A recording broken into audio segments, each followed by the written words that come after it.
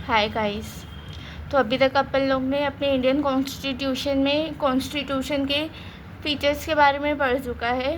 बस अपना एक फीचर रह गया सेकुलरिज्म, और अपन लास्ट वीडियो में फंडामेंटल राइट्स के बारे में पढ़ रहे थे।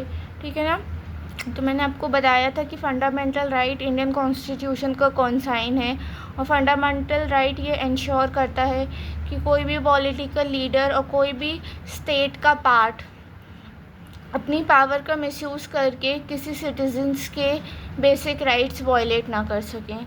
तो फंडामेंटल राइट वो बेसिक राइट्स हैं जो इंडिया के हर सिटीजन्स को दिए गए हैं, जो कि उनको पॉलिटिकल लीडर्स और स्टेट के आर्बिट्ररी और एब्सोल्यूट पावर से सेफ रखता है। ठीक है ना। तो आप जब आपका राइट वॉयलेट होता है तो आप स्टेट के ख़िलाफ़ भी क्लेम कर सकते हैं, मतलब अगर स्टेट ने वॉयलेट किया तो आप उनके ख़िलाफ़ भी क्लेम कर सकते हैं, और अगर किसी दूसरे इंडिविजुअल ने आपका फंडामेंटल राइट वॉयलेट किया है तो आप उनके ख़िलाफ़ भी अपना राइट क्लेम कर सकते हैं। आई होप आपको यहाँ तक समझ में आया होगा। आज अपन ये देखेंगे कि इंडियन कॉन्स्टिट्यूशन में कितने फंडामेंटल राइट्स दिए गए हैं। तो मेनली इंडियन कॉन्स्टिट्यूशन ने अपन को 6 फंडामेंटल राइट दिए हैं, जिसमें पहला है राइट टू इक्वालिटी। तो देखिए, राइट टू इक्वालिटी का क्या मतलब होता है कि इंडिया में सारे पर्सन लॉ के सामने इक्वल हैं। ठीक है ना। और वो उनको लॉ इक्वल प्रोटेक्शन भी देगा। तो मतलब सारे लोग लॉ के सामने इक्वल हैं, सबको सेम लॉ फॉलो करना है, और वो लॉ सबको सेम तौर पे प्रोटेक्शन देगा। अगर किसी का भी राइट वॉयलेट होता है या किसी के भी साथ कुछ गलत होता है तो उसको पूरा आके कि वो कोर्ट में जाके क्लेम मांग सके। ठीक है। और फिर इसमें नेक्स्ट पॉइंट ये है कि कोई भी सिटीज़न इंडिया का उसकी कास्ट, रिलीजन और सेक्स के बेसिस पे डिस्क्रिमिनेशन नहीं कर सकता। वो डिस्क्रिमिनेट हो भी नहीं सकता। अगर वो अपनी कास्ट, रिलीजन या सेक्स के बेसिस पे आप किसी को डिस्क्रिमिनेट कर रहे हैं तो ये इनलीगल है। ठीक है। और मेनली देखिए, अपन ने क्या देखा है इंडियन सोसाइटी में ना, इंडिपेंडेंस से पहले जब कास्ट सिस्टम चलता था तो जो लोअर कास्ट के लोग थे ना, उनको अपर कास्ट के लोगों की प्लेसेस, उनके वेल यूज़ करने नहीं दिए जाते थे। ठीक है ना। तो इसलिए राइट टू इक्वालिटी में एक मेन आर्टिकल या एक मेन पॉइंट ये भी बहुत ज़रूरी है कि इंडियन के हर सिटीज़न को पब्लिक स्पेस का इक्वल एक्सेस है। ठीक है ना। आप किसी के कास्ट, रिलीजन या सेक्स के बेस पे उसको किसी भी पब्लिक स्पेस को यूज़ करने के लिए मना नहीं कर सकते। ठीक है ना। और नेक्स्ट पॉइंट ये है कि स्टेट सिटीजन्स के साथ एम्प्लॉयमेंट के मैटर पे डिस्क्रिमिनेट नहीं कर सकता।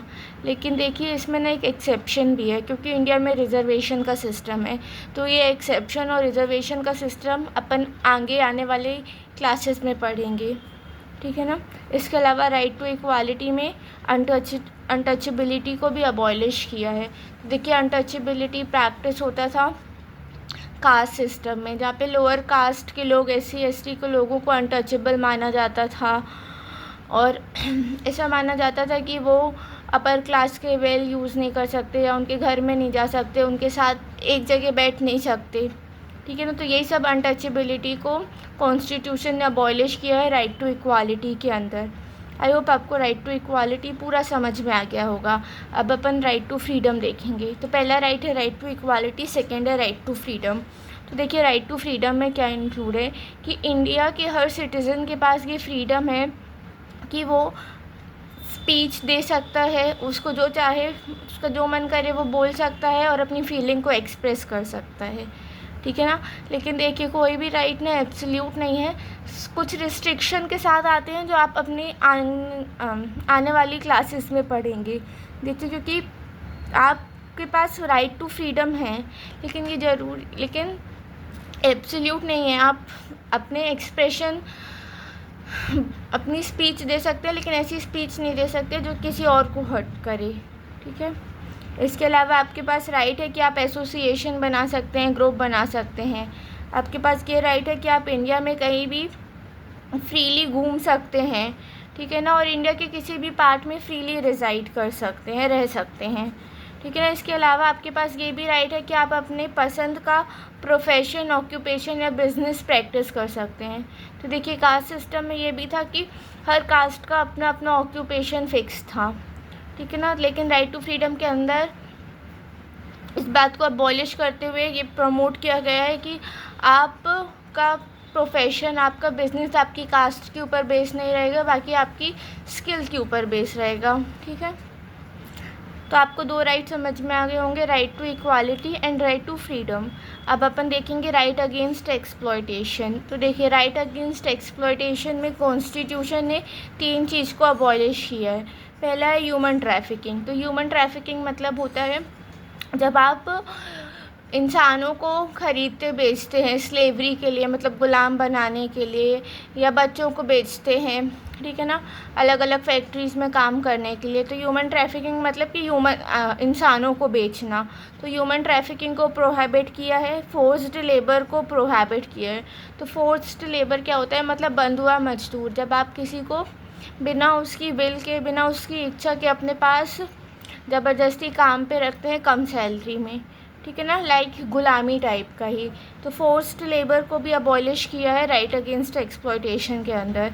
इसके अलावा चाइल्ड लेबर को, कि 14 साल से कम के बच्चों को आप काम नहीं करवा सकते, उनके लिए पढ़ाई ज़रूरी है, ठीक है ना। तो ये 3 चीज़ को, ह्यूमन ट्रैफिकिंग, फोर्स्ड लेबर और चाइल्ड लेबर को प्रोहिबिट किया है राइट अगेंस्ट एक्सप्लॉयटेशन के अंदर। ओके, तो अपना नेक्स्ट राइट है right to freedom of religion. मतलब इंडिया में रह रहे हर सिटीज़न के पास ये राइट है कि वो अपने पसंद का रिलीजन प्रैक्टिस कर सकता है, उसको प्रोफेस कर सकता है और प्रोपोगेट मतलब कि उसको फैला सकता है, ठीक है ना। आई होप आपको राइट टू फ्रीडम भी समझ में आ गया होगा। इतना ही मतलब है कि आप अपने पसंद का रिलीजन प्रैक्टिस कर सकते हैं, उसको प्रोफेस कर सकते हैं। जैसे कि अगर आप किसी भी रिलीजन से हैं, जिस भी रिलीजन से बिलोंग करते हैं, तो उस रिलीजन से रिलेटेड फेस्टिवल मना सकते हैं पब्लिक प्लेस पे, ठीक है ना।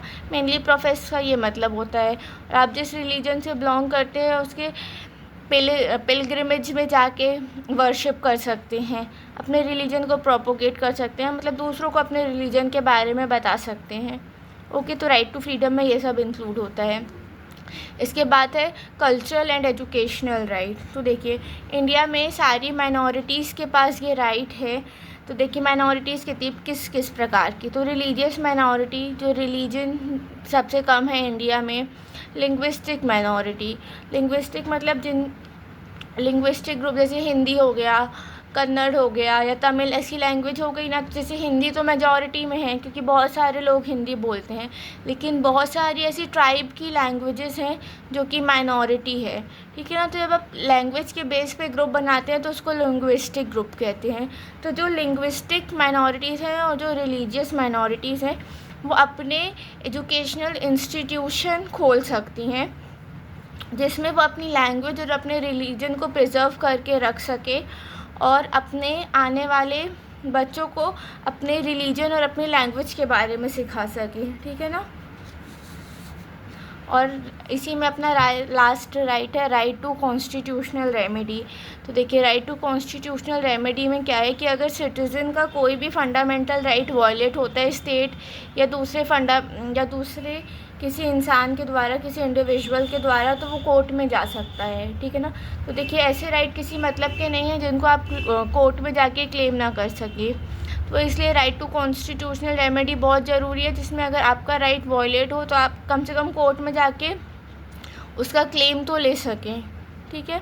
आई होप आपको फंडामेंटल राइट समझ में आ गए होंगे। तो देखिए फंडामेंटल राइट के बाद मेनली लास्ट फीचर जो है सेकुलरिज्म, जिस पे अपना सेकंड चैप्टर पूरा बेस है। तो अभी थोड़ी सी ब्रीफ में बताया गया है सेकुलरिज्म के बारे में। तो देखिए एक सेकुलर स्टेट वो स्टेट होता है जिसका कोई ऑफिशियल रिलीजन नहीं है, ठीक है ना। जैसे इंडिया का कोई ऑफिशियल रिलीजन नहीं है, इसलिए इंडिया सेकुलर स्टेट है। सेकुलरिज्म के बारे में अपन सेकेंड चैप्टर में डिटेल में पढ़ेंगे। तो देखिए अपन ने देखा कि किसी भी कंट्री की हिस्ट्री ये डिटरमाइन करती है कि उसका कॉन्स्टिट्यूशन कैसा होगा, ठीक है। तो कॉन्स्टिट्यूशन बहुत क्रूशियल रोल प्ले करता है आइडियल्स को बनाने में। तो आइडियल्स मतलब कि किसी भी कंट्री का गोल क्या है, ठीक है ना। तो ये जो आइडियल्स है ना तो इसमें सारे सिटीजन्स, ये जो आइडियल्स कॉन्स्टिट्यूशन बताता है या कॉन्स्टिट्यूशन जो आइडियल्स ले डाउन करता है वो सारे सिटीजन्स मानते हैं। और सिटीजन्स में वो लोग भी इंक्लूड रहते हैं जो रिप्रेजेंटेटिव रहते हैं, जिनको अपन इलेक्ट करते हैं, ठीक है ना। तो मतलब किसी भी कंट्री के सारे सिटीजन्स और रिप्रेजेंटेटिव इलेक्टिव रिप्रेजेंटेटिव भी कॉन्स्टिट्यूशन में जो भी आइडियल्स लिखे हैं, जो भी गोल्स लिखे हैं, उन सबको मानना पड़ता है, ठीक है ना। और देखिए इंडियन कॉन्स्टिट्यूशन को आप अमेंड भी कर सकते हैं, मतलब इंडियन कॉन्स्टिट्यूशन बहुत रिजिड नहीं है, आप उसको सोसाइटी जैसे चेंज होती है। 1947 1950 में कॉन्स्टिट्यूशन बना था, तब से अभी तक में बहुत सारी न्यू चीज़ आई हैं, जैसे AI आया है, डिजिटल मीडिया आया है, ठीक है ना। तो इसके हिसाब से इंडिया के कॉन्स्टिट्यूशन में बहुत सारे अमेंडमेंट हुए हैं। तो सिंपल सी बात यह है कि इंडियन कॉन्स्टिट्यूशन अमेंड हो सकता है, जिसमें वो नई नई बातों को अपने अंदर इंक्लूड कर सके और पुराना ना हो जाए कॉन्स्टिट्यूशन, ठीक है ना। तो देखिए इंडियन कॉन्स्टिट्यूशन चेंज तो हुआ है, लेकिन इसमें कोई ऐसा मेजर चेंज नहीं आया है जिसकी वजह से उसका फंडामेंटल नेचर ही चेंज हो गया हो। जैसे अपन ने नेपाल के केस में देखा था कि नेपाल ने जब कॉन्स्टिट्यूशन अपना बनाया था दूसरा, तो उसने मोनार्की को हटा के डेमोक्रेसी ले आई थी। तो ये मोनार्की से डेमोक्रेसी का चेंज फंडामेंटल चेंज होता है, ठीक है ना, क्योंकि इससे लगभग पूरा बेस ही बदल गया, ठीक है ना। और ऐसे छोटे मोटे चेंज जैसे कि कोई लॉ ले आए डिजिटल प्रोटेक्शन के लिए, तो ये मेनली किसी को इतना इफेक्ट नहीं करेगा, ठीक है ना। तो कुछ मेजर चेंजेस रहते हैं जो कॉन्स्टिट्यूशन को पूरा फंडामेंटल नेचर ही बदल देते हैं। जैसे नेपाल का पहला का कॉन्स्टिट्यूशन मोनार्की नेचर का था, और जब उन्होंने नया अपना कॉन्स्टिट्यूशन बनाया तो वो डेमोक्रेसी के नेचर का था। तो इसी के साथ आपका फर्स्ट चैप्टर कंप्लीट होता है। आई होप आपको पूरा फर्स्ट चैप्टर अच्छे से समझ में आया होगा। आप एक बार पूरा रिवाइज कर लीजिएगा और फिर क्वेश्चन आंसर सॉल्व करके देखिएगा। फर्स्ट चैप्टर के बहुत इजी क्वेश्चन आंसर्स हैं। Okay, thank you for watching.